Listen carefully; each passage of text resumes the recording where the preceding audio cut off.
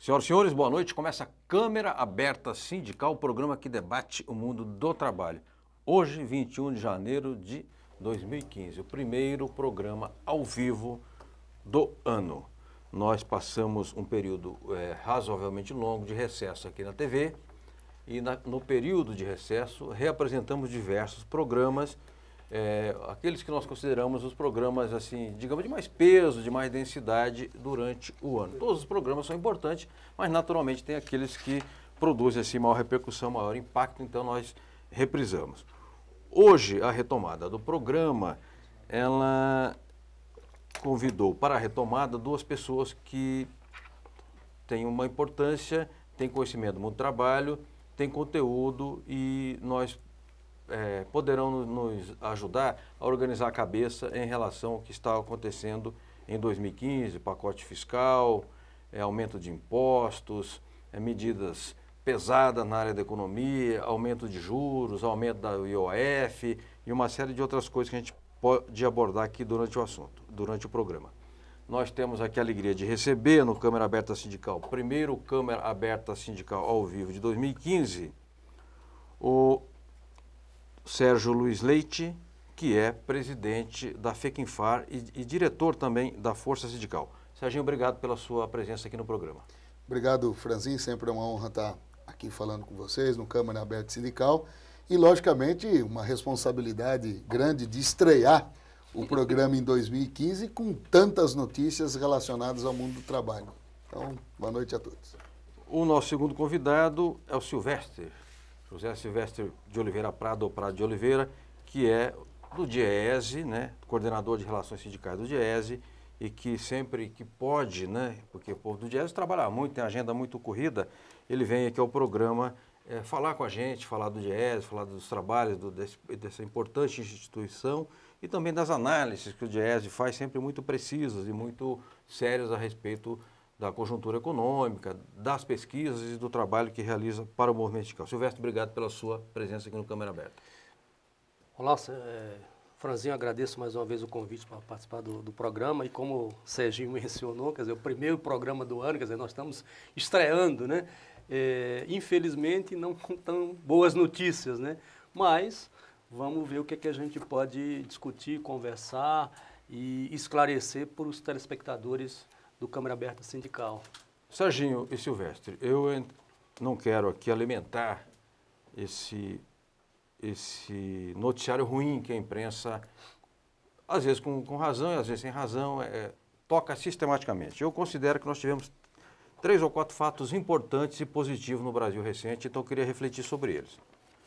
Primeiro, foi a negociação da qual, inclusive, você participou no final do ano com o governador Geraldo Alckmin, que vocês conseguiram melhorar, dar um aumento de cerca de 11% ou 12% para o piso do Estado de São Paulo.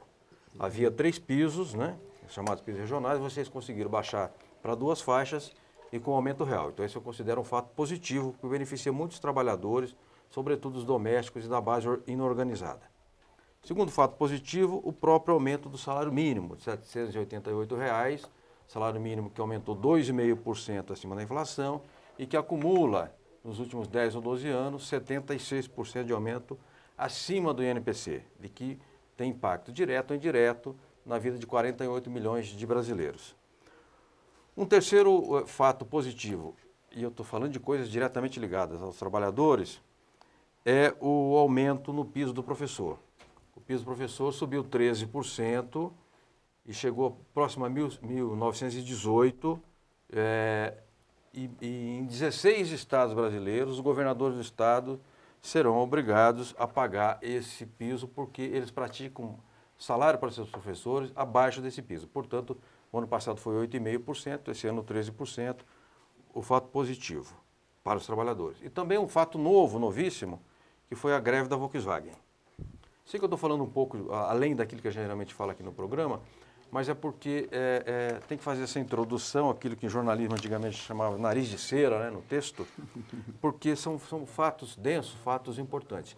Eu considero que se nós tivéssemos sido derrotados na greve da Volkswagen, essa derrota teria um impacto negativo, devastador, né, no movimento sindical. Porque o patronato, até o dono do boteco, se sentir no direito de fazer o seu ajuste fiscal e meter o facão também lá dentro do seu estabelecimento. Então, eu queria falar tudo isso e perguntar já ao Serginho disso tudo que você considera o mais importante, o mais relevante. É o aumento do mínimo ou é tudo isso junto? Bom, primeiro, acho que bem lembrado, né? Porque certamente nós passamos aí, basicamente desde agosto, setembro, um debate importantíssimo no Brasil, que foram as eleições federais e as eleições estaduais, tanto para deputados, senadores e deputados federais, governos estaduais e presidência da República. Mas, logicamente, nesse período houve a continuidade de negociações. E uma delas, bem lembrada pelo Franzin, foi o reajuste do piso regional no estado de São Paulo. Acho que, em caráter até de urgência, se travou essa negociação junto ao governo do estado de São Paulo e acrescentaria, Franzin, além da diminuição das 3 faixas dos pisos salariais, acrescentaria que ela diminuiu para 2 faixas e antecipou o reajuste para o mês de janeiro. Porque antes era quando? Começou março, depois o ano passado, em 2014, fevereiro, e agora, a partir de 2015, igualou ao reajuste do piso nacional, que ele acontece já no mês de fevereiro. Então, foi um avanço importante isso que as centrais negociaram com o governo do estado de São Paulo. Então, acho que esse é um fato importantíssimo. A questão, questão da greve da Volkswagen, acho que aí tem, eu dizia, aquela imagem bonita que ficou, o final da greve, a retomada, o cancelamento das 800 demissões, ver aqueles trabalhadores vibrando, se abraçando, ela tem um significado muito importante para a nossa luta em defesa do emprego. Porque não é simplesmente, olha, coincidência ou não, terminou digamos assim, a desoneração que tinha do IPI, imediatamente, de todo esse tempo, as montadoras usufruíram desse benefício que o governo deu. Acho que o Brasil foi as montadoras no Brasil foram as que mais tiveram remessa de lucros às suas matrizes em outros países. O primeiro sinal de diminuição de venda de veículo ou de produção, aí já quer descartar 800 trabalhadores. Então, acho que foi essencial essa luta para que a gente possa equilibrar o debate entre trabalhadores e o setor empresarial, que o sindicato tem entendimento que é importante tornar a indústria competitiva, a indústria tem um papel fundamental na geração de emprego, mas ela não pode ser simplesmente passar somente para a questão fiscal, desonerações, sem compromisso com manutenção do emprego e avanço social. Então, acho que isso é fundamental para que a gente trave essa luta daqui para frente, nesse caso da Volkswagen, e outros que virão para nós podermos debater claramente isso, os benefícios que os empresários tiveram com o governo. Na Mercedes, eu estou falando de memória, então eu posso estar errado, vocês me desculpem se eu errar. Na Mercedes parece que ela mandou cerca de 200 embora. O sindicato foi para cima, fez greve 24 horas e agora se negociou lá um pacote em que os trabalhadores receberão de 6 a 9 salários adicionais. Serginho, eu queria lembrar, e se eu estiver errado você me corrija, nesses fatos todos que você citou, existe uma presença marcante, concreta. É a presença efetiva da ação sindical. Exatamente. Exatamente. Então isso mostra o sindicalismo presente. Exatamente. A mobilização, o compromisso sindical com o emprego, compromisso com os trabalhadores, ele foi fundamental para essa vitória. E eu volto a dizer, essa vitória não é uma vitória só daqueles trabalhadores que foram demitidos e readmitidos, não só dos trabalhadores da Volkswagen, mas é uma vitória da classe trabalhadora brasileira. Isso demonstra e que sirva de exemplo para todos os trabalhadores, para dizer, olha, nós temos bala na agulha, nós temos que mobilizar, nós temos que ir, se precisar, ir à greve para defender os trabalhadores. E eu quero acrescentar aqui, Franzin, que nessa negociação, voltando um pouco do piso salarial do piso regional mínimo do Estado de São Paulo, que obteve aí mais de 11% de reajuste, então ele unificou as faixas em 2 pisos. Tá. O menor em R$ 905 e o maior em R$ 920. Então isso tem uma importância muito grande a setores que não são organizados em sindicatos, empregadas domésticas, enfim, vários segmentos rurais, quer dizer, e lógico, eu não preciso dizer que esse piso baliza outros pisos de categorias com com menos poder de mobilização para também constar nos seus acordos e convenções coletivas esse piso salarial. Empurra para cima. Logicamente, ele acaba evoluindo esses pisos. Então, é extremamente importante e tem que continuar perseguindo isso. A Central tem perseguido essa questão de piso regional, não só no estado de São Paulo, no Brasil todo, Rio Grande do Sul, Rio de Janeiro, Perfeito. Bahia e outros estados. Silvestre, eu queria falar com o Jé Silvestre Prado, agora eu vou ler direito aqui, eu tinha esquecido da minha pasta lá fora do estúdio, eu não lembrava da função correta. Coordenador de Relações Sindicais do DIESE. DIESE, para quem não sabe, Departamento Intersindical de Estatística e Estudos Socioeconômicos.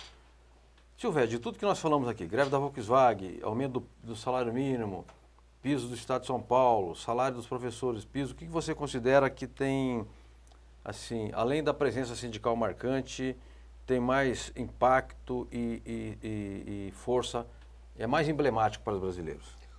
Olha, Franz, eu acho que todos os temas são temas da agenda sindical, né? São temas da agenda sindical, mas temas que têm alcance para a sociedade brasileira de uma maneira geral. Embora seja uma agenda, seja uma luta, conquistas do movimento sindical brasileiro, mas isso tem repercussão na sociedade de uma maneira geral. Todos os pontos são pontos importantes, mas eu queria destacar o salário mínimo, exatamente pelo seu alcance. O DIESE produziu uma nota técnica, inclusive. Produziu uma nota técnica, se você quiser... Obrigado. Até vou aproveitar e mostrar. Pode falar, Silvestre. Produziu uma nota técnica sobre o salário mínimo. Então, eu queria, voltando, eu acho que o salário mínimo, pelo seu alcance, você mesmo mencionou na abertura do programa, que ele alcança em torno de 47, 48 milhões de pessoas, né? Que esse reajuste de R$ 64 no valor do salário mínimo, passando para R$ 788, significa uma injeção, né, na economia da ordem de 38,4 bilhões de reais ao longo de 2015. 38,4 bilhões de injeção. Isso no exercício, no ano? No ano de 2015. Ou seja, esses R$ 64, que foi o acréscimo no salário mínimo, que passou para 788, vai significar em torno de 38,4 bilhões. Ou seja, cerca de 3 bilhões e poucos por mês. Na economia brasileira como um todo. E um outro aspecto a ser mencionado também diz respeito ao incremento, né, do ponto de vista tributário que o salário mínimo representa, ou seja, receita via o consumo decorrente desse aumento do salário mínimo. E qual que é o número aí? É em torno de 18 bilhões de reais. Puxa, né? vida. Para mostrar o seguinte, ele tem, obviamente, impacto nas despesas do governo e particularmente na Previdência Social, mas ele também é digamos assim, uma política e um elemento de estímulo à economia de uma maneira geral. A gente tem discutido isso, Franzinho, Sérgio, e tem colocado inclusive isso, quer dizer, o salário mínimo, ele não é apenas uma política de proteção social, que contribui, né, para a melhoria da distribuição de renda, para a redução das desigualdades no país, mas também é um instrumento de estímulo para a maioria dos municípios, da economia dos municípios brasileiros. O que seria da maioria dos municípios brasileiros se não fosse, por exemplo, um fundo público com a Previdência Social, né, que paga para mais de 20 milhões de aposentados um valor equivalente até um salário mínimo. Além da referência, que a gente vai certamente tocar nisso, porque o salário mínimo também, ele tem esse alcance e ele serve de referência e lastro para as diversas políticas públicas que estão base para o sistema de proteção social do Brasil. Então, eu acho que todos são importantes, mas eu destacaria o salário mínimo. E para fechar em relação ao salário mínimo, eu acho que reafirmar mais uma vez que isso foi uma conquista dos trabalhadores através da luta das centrais sindicais que negociou ainda lá no governo Lula essa política ou essa regra que está em vigor atualmente. Pelos números que você expôs, 48 milhões de pessoas beneficiadas, 38 bilhões de reais colocados na economia, 18 bilhões de arrecadação de impostos, eu diria aqui, aproveitando aqui um fato recente, que é o verdadeiro pacote antifiscal, é o salário mínimo, né? Exatamente. Porque vem o pacote fiscal e tira, mas vem o salário mínimo e põe muito mais, felizmente contrabalança um pouco, não estou dizendo que resolva. Franzinho, me permite fazer uma correção, na verdade não são 18, são 20,3 bilhões de reais. Eu estou com os 18 da cabeça, que é os 18 lá do fiscal. Das medidas provisórias das fiscais que o governo anunciou. Exatamente. Mas é 20,7 bilhões, para ser mais preciso. Perfeito. Olha, vamos tocar aqui o Câmara Aberta Sindical. O programa retomou hoje ao vivo, 21 de janeiro de 2015. Após o recesso, estamos aqui com o José Silvestre Prado, coordenador de Relações Sindicais do DIEESE, Sérgio Luiz Leite Serginho, presidente da FECINFAR, Federação dos Trabalhadores nas Indústrias Químicas e Farmacêuticas do Estado de São Paulo, e primeiro secretário da Força Sindical. Serginho, acho que a gente já falou. Vocês querem comentar mais algum assunto aí do professor, da greve dos metalúrgicos? Só acrescentar aqui um informe aqui que é importante dentro do cenário de beneficiados, no caso aí já no piso regional do Estado de São Paulo, ele atinge cerca de 8 milhões de pessoas, Brasil. Não brinca. 8 milhões de pessoas no Estado de São Paulo. Ele cobra, ele beneficia. Esse piso de 905 ou de 920, dependendo os setores envolvidos aí. Então, ele atinge 8 milhões de pessoas. Então, num estado com 45 milhões de pessoas, 44 milhões de pessoas, é extremamente significante esse piso regional mínimo aqui do Estado de São Paulo. Então, nós precisamos até mensurar, né, Silvestre, esses valores, do que significa isso, também esse incremento na economia do Estado de São Paulo. Mas é importante a divulgação, é importante esse número. Eu acho que o Sérgio tem razão. Só queria fazer um adendo a essa fala do Sérgio, que é também o seguinte: você tem o piso regional, atualmente no Brasil, você tem 5 estados que têm piso regional, quer dizer, São Paulo, Santa Catarina, Rio Grande do Sul, Paraná e Rio de Janeiro. E tem, como o Sérgio lembrou, também uma luta das centrais, discussões e debates em alguns estados no sentido de negociar com os executivos estaduais, né, uma política que estabeleça um piso regional. Que a gente pode ampliar. Pode ampliar. Ô Silvestre, tira uma dúvida do ignorante aqui, que é ruim de conta. 48 milhões beneficiados pelo aumento do salário mínimo, 8 milhões de beneficiados pelo aumento dos pisos no estado de São Paulo. Não daria 56 milhões de pessoas. Esses números se somam ou esse número acaba sendo absorvido? Ou seja, você tem 48 milhões que recebem o salário mínimo, mais 8 milhões que recebem o piso, ou acaba misturado isso daí? Não, aí os 47 milhões cerca de 47 milhões de pessoas, que é a simulação estimativa que a gente faz, esses 8 milhões, se eles estão no piso, eles estariam, em tese, fora desse montante. Exatamente. Né? Sabe por que eu digo isso, Silvestre? Porque eu trabalho com uma ideia muito assim, constante no meu trabalho na agência sindical, que o movimento sindical brasileiro é, entre as forças da sociedade, a única que efetivamente, ao trabalhar, ao lutar, ao negociar, ajuda a distribuir renda na base social. Então, você acabou de dar 2 exemplos aqui. O salário do professor, até 2008, pasmem, não existia piso de professor no Brasil. Todo mundo fala em defesa da educação, é tudo mentira, da boca para fora. Eu conheci um sujeito que defendia a educação, chamava Leonel de Moura Brizola. Esse tinha projeto, fez 6 mil escolas lá no Rio Grande do Sul, ainda nos anos 50, e fez o CIEP no Rio de Janeiro. Então, veja, o professor não tinha piso. Vigilante tinha piso. Não estou desmerecendo. Eu trabalhei 18 anos na Federação dos Vigilantes. Frentista tinha piso. Químico tinha piso. Metalúrgico tinha piso. Professor não tinha piso. Um escândalo que só foi corrigido em 2008. Né? Então, eu queria fazer esse registro, porque às vezes essas coisas acontecem e a gente acaba nem se lembrando e nem puxando pela memória. Eu queria dar seguimento aqui ao Câmara Aberta Sindical. Daqui a pouco nós vamos ter o Na Linha, ou talvez com o Cabeça, que é dirigente dos metalúrgicos de Guarulhos, ou com o Dr. Marcílio Penacchione, que é o advogado do sindicato, que lá está acontecendo um problema grave numa empresa chamada MTP, mas não vou adiantar. Primeiro eu quero ouvir os 2 dirigentes e tocar o programa. Como os telespectadores já começam a participar, Silvestre, e você foi contemplado por uma pergunta do Jaime, do Jardim Bonfilioli, ele pergunta em que medida a alta carga tributária, numa fase de crise econômica, pode aumentar o desemprego. Tem impacto no nível de emprego, portanto, no nível de desemprego? Olha, essa é uma discussão muito controversa, né, a respeito da carga tributária brasileira, primeiro. Porque do ponto de vista da comparação internacional, o Brasil está ali naquele grupo de países, né, cuja carga tributária está, digamos, está intermediário, né? O que eu acho, Franzinho, é que a questão, como se diz o ditado, o buraco é mais embaixo.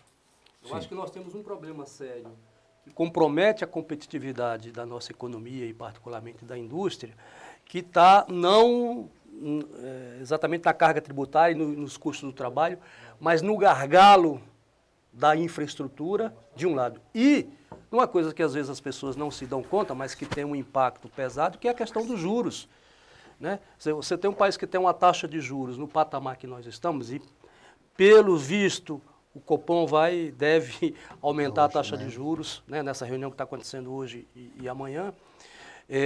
Então, não me parece que seja a carga tributária o principal entrave, né, para a economia brasileira e também para a questão do emprego. Acho que tem essas questões que eu citei, porque qual é o problema? O problema, e o movimento sindical tem discutido isso, não é, né, que tudo bem, quer discutir a carga tributária, vamos discutir reforma tributária, tá? E vamos pensar como é que você faz uma reforma tributária progressiva e que você não taxe, por exemplo, renda, salário e consumo, né? Por exemplo, é um absurdo no Brasil, todos sabem que nós não temos no Brasil o cara que é proprietário de uma lancha, de um jet ski, de um helicóptero, não paga IPVA, por exemplo, né? Qualquer desses países... Já o pobre com carrinho 1.0 com carrinho com 1.0, com 10 anos de uso, paga. Todos esses países que normalmente se comparam do ponto de vista de carga tributária, você pode ver que a estrutura tributária desses países é completamente diferente do Brasil. E também tem uma coisa, nós precisamos, né, tem que olhar também o seguinte, qual é o nível de renda desse país, qual é o padrão salarial desse país. Se nós tivéssemos a garantia, o Serginho há de concordar comigo, que uma discussão de reforma tributária que reduzisse alguns impostos da carga tributária no setor produtivo, no sentido de contribuir, seja para a melhoria do salário ou para a geração do emprego, estamos abertos a discutir. Perfeito. Então vamos voltar a falar sobre esse assunto. Aqui me informam, está na linha o doutor Marcílio Penacchione, advogado do Sindicato dos Metalúrgicos Guarulhos da região. Vamos na linha e voltamos já com o Serginho e com o Silvestre. Serginho da FECINFAR, Silvestre do GES. Vamos lá?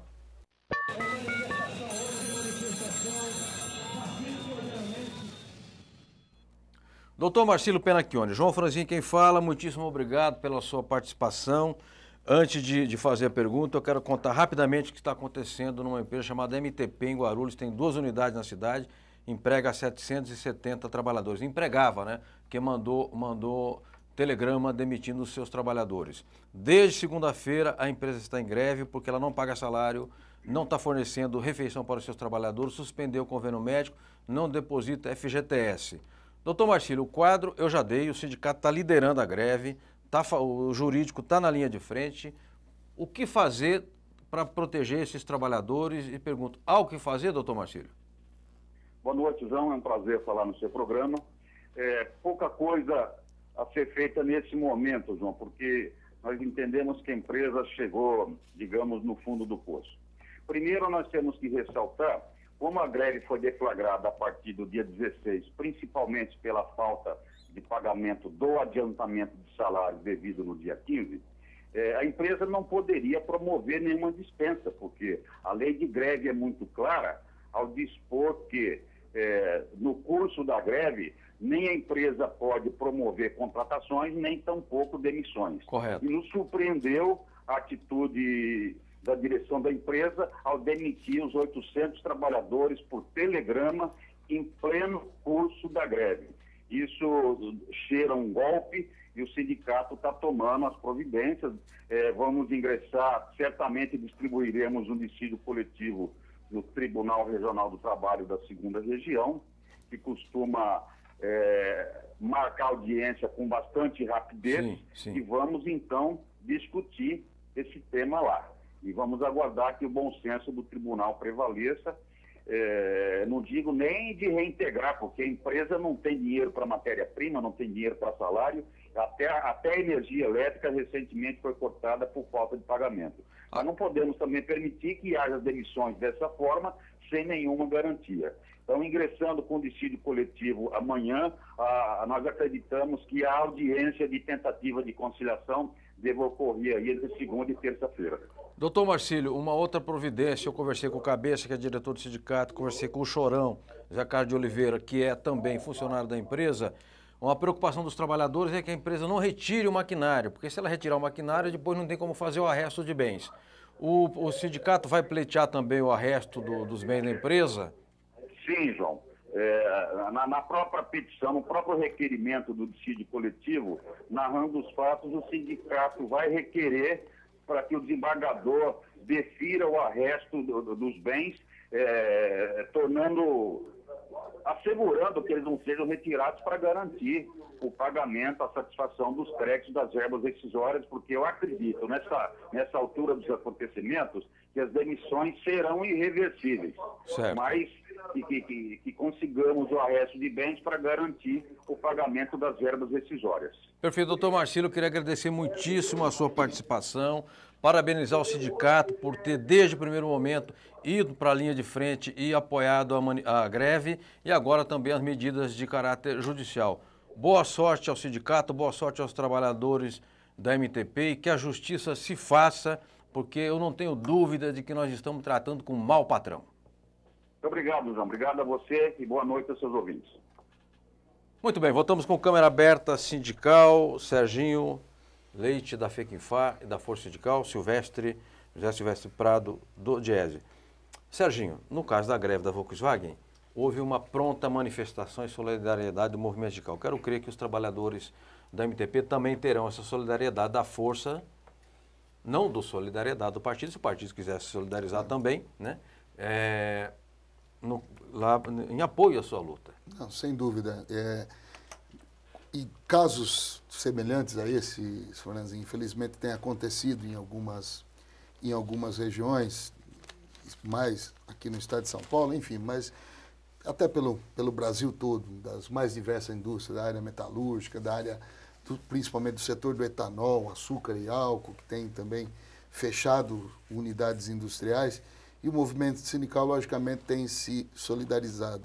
O que nós vimos e acho extremamente lamentável e preocupante é chegar nessa situação, né, Franzinho? Uma indústria não é uma indústria pequena, de quase 800 trabalhadores. Tem tradição, né? Tem produto e tem conceito no mercado. Então, eu acho que o que nós precisamos, na verdade, além dessa solidariedade, é focar realmente nesse problema da desindustrialização e buscar ver onde está pegando o problema, né? Eu quero diferenciar a questão da greve da Volkswagen, tem gordura ali, os trabalhadores foram à luta e suspenderam a demissão. Nesse caso aqui a gente vê a vontade e o compromisso com o sindicato tal, o Cabeça, o Pereira, nossos companheiros lá, inclusive dirigentes nossos da Força Sindical, e a ansiedade, lógico, de atender os trabalhadores, assegurar os direitos dos trabalhadores, seja em via judicial, seja na via da luta sindical. Então, certamente, ele sabe que já tem esse apoio da Força Sindical e certamente conta com a solidariedade de todas as centrais sindicais. Perfeito. Eu queria aproveitar aqui e mostrar os materiais sindicais, ao momento no programa em que a gente mostra a revista Repórter Fecomerciários, que traz na capa a Miss, né, Comerciária 2014. Letícia Franco, de Jundiaí, é eleita Miss Comerciária Paulista 2014. Ela concorreu com 33 candidatas. Quero mandar um abraço ao Miltinho, presidente do sindicato, e também registrar que traz uma matéria importante aqui com o presidente da federação, que é o Mota, Luiz Carlos Mota, protagonismo político. E ele destaca muito uma iniciativa importante da categoria, que foi a criação da corrente sindical comerciária, que é um movimento político dos comerciários. E ele diz aqui, vou ler, criamos a corrente em 2012, quando elegemos 11 vereadores no estado, num total de 46 candidaturas. Em menos de 2 anos, já realizamos 11 seminários temáticos. As adesões têm crescido, os sindicalistas precisam adentrar no debate político. Está certo o presidente da Federação dos Comerciários, ao estimular a categoria a ter participação política. Porque, sabe, se a gente não fizer isso, que vai acontecer, vai repetir agora o filme tenebroso das últimas eleições, em que a bancada sindical foi reduzida drasticamente e a bancada empresarial avançou de uma forma impressionante. Se isso acontece no Congresso, acontecerá também na Câmara de Vereadores de São Paulo, de Guzolândia, de Goiânia, de Quixeramobim, do Brasil inteiro, porque se a nossa parte não se organiza, não se articula, vem a parte que já é organizada pela força do poder econômico e ocupa todo o espaço político. Então estão certos os comerciais. Depois eu vou perguntar para o Serginho se na Federação dos Químicos existe iniciativa semelhante. Me avisa o Fernando que temos um intervalo, vamos ao intervalo, voltamos já com o Serginho dos Químicos, Silvestre Diese,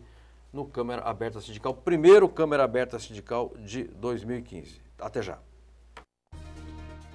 A FEComerciários, formada por 68 sindicatos filiados no estado de São Paulo, representando 2,5 milhões de comerciários, apresenta Momento FEComerciários.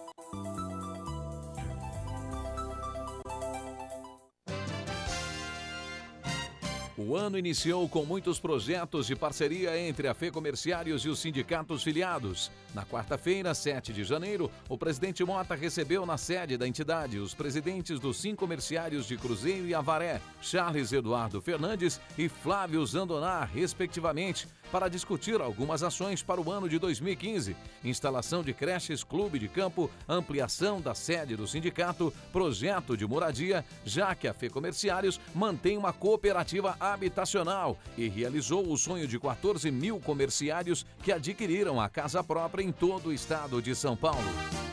Tomou posse no último dia 8 de janeiro a nova diretoria dos 5 comerciários de Botucatu. Reeleito com quase 100% dos votos válidos, Carlos Roberto Negresoli continua à frente do sindicato por mais um mandato. O presidente Mota da FEComerciários e vários dirigentes sindicais comerciários, além de autoridades do município, prestigiaram a cerimônia de posse. As ações sindicais, culturais e a estrutura patrimonial da FEComerciários têm conquistado espaço na grande mídia. O nosso centro de lazer em Praia Grande, por exemplo, foi matéria do repórter Márcio Canuto na primeira edição do SPTV, telejornal da Rede Globo, dia 8 de janeiro.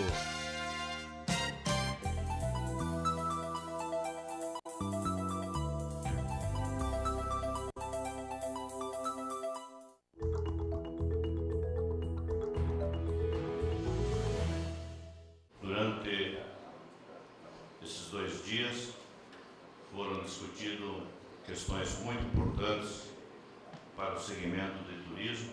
Foi lançado a nível mundial a campanha de valorização das trabalhadoras camareiras, atividade que nós podemos considerar que são os trabalhadores invisíveis, pessoas que só são lembradas a hora que deixa de se fazer alguma coisa.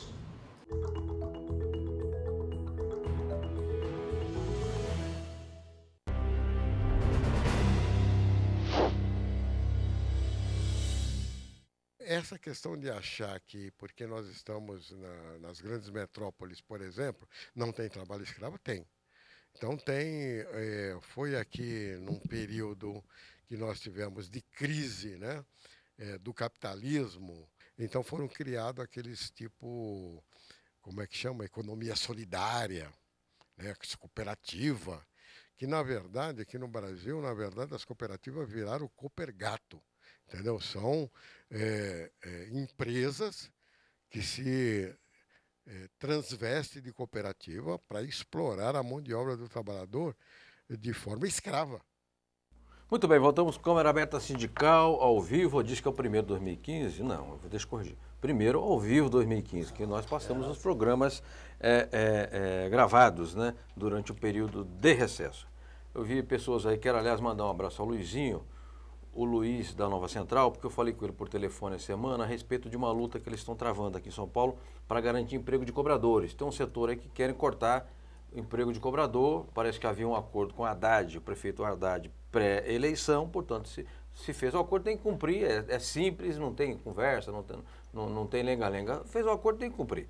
E também mandar um abraço ao Moacir Tesk, da Confederação Nacional de Turismo e Hospitalidade, que nós já ficamos de fazer um programa aqui com ele a respeito de um livro que publicou 100 editoriais da entidade. Achei muito bacana a iniciativa. A gente quer fazer um programa sobre o livro e também sobre a confederação. É questão de agenda, aí nós vamos nos organizar nesse sentido. Serginho, eu citei a revista da Federação dos Comerciários, dizendo que eles criaram lá a corrente sindical comerciária que estimula a participação política dos trabalhadores do comércio. Eu queria saber se na Federação dos Químicos vocês também têm alguma coisa semelhante ou passa batido? Não, com certeza. Acho que a participação do movimento sindical, dos trabalhadores como um todo no processo político é extremamente importante, né? Até porque algumas questões elas fogem do dia a dia nosso da negociação coletiva. Tem questões que nós temos que negociar com o prefeito municipal, tem questões que nós temos que negociar com o governo do estado, ou com o governo federal. Enfim, então nós temos uma consciência da importância da participação política do movimento sindical. E ela pode se dar, Franzinho, por várias formas, de candidatura de próprios dirigentes ou de alianças com pessoas comprometidas com os trabalhadores, com as propostas dos trabalhadores. Então, a gente tem esse campo aberto lá. Logicamente que nos causa preocupação esse efeito agora, esse congresso que tomará posse no próximo dia 2 de fevereiro, Congresso Nacional, os deputados que tomarão posse, ele está reduzido basicamente a metade da quantidade de trabalhadores, de dirigentes sindicais eleitos. E certamente é lá que nós vamos discutir a redução da jornada de trabalho, é lá que nós vamos ter que brigar para acabar com o fator previdenciário, é lá que nós vamos ter que combater o projeto de lei da terceirização na sua grande maioria, com um congresso formado por próprio representante do setor empresarial. Então, é importantíssimo essa linha de você ter aí compromissos com a política local, regional, estadual e federal. Perfeito. Serginho, mas para participar da política, o Lenin dizia o seguinte, dizem que é do Lenin, não sei, que a política é difícil, que a hora ela é ciência, ela era a arte. A política tem hora que é arte, tem hora que é ciência. Então, o sujeito, para ser bom na política, tem que dominar as duas coisas difíceis, a ciência e a arte. Mas para atuar na política tem que ter qualificação. Não adianta chegar na boa vontade porque vai para o baixo clero, ou na Câmara de Vereadores, ou na Câmara de Deputados, ou do Congresso Nacional. É preciso formar pessoas que tenham não só a formação política, mas também a formação conceitual, com dados de economia, noções de sociologia, conhecimento do direito, da cidadania, etc. O DIEESE, ele tem lá uma escola chamada de Ciências do Trabalho. E é para dirigentes sindicais. Você considera, Silvestre, que, por exemplo, essa escola do DIEESE, ela ajuda na conscientização política, melhora o padrão cultural, o padrão político, o padrão educacional dos dirigentes? Olha, eu acredito que sim, viu, Franzinho? A escola é uma escola de ciência do trabalho, é um projeto inovador, né, no sentido que traz o debate do trabalho, né, traz a centralidade do trabalho para o debate público, e a escola procura formar. Quer dizer, o maior público é de dirigentes sindicais, mas você tem também assessores, tem outros dirigentes, mas a grande parte é composta de dirigentes sindicais. E, obviamente, que no processo de aprendizado, e exatamente a metodologia, o método da escola, ele se difere do que está aí, porque é no sentido de aproveitar, que, aliás, é um pouco a nossa experiência na área de formação, de aproveitar também da vida, né, da experiência prática que esses dirigentes trazem, né, associado isso com a questão da teoria, né, do conhecimento das diversas disciplinas que fazem parte do currículo da escola, como a questão da economia, mas a discussão da economia, mas muito focada na questão do trabalho, né, a questão da sociologia, filosofia, história, né, um pouco da dimensão de direito, mas isso é um conjunto de disciplinas que compõem o currículo, que dá uma base de formação para esses dirigentes, tá certo? Que passam a ter, digamos assim, contribui para um aperfeiçoamento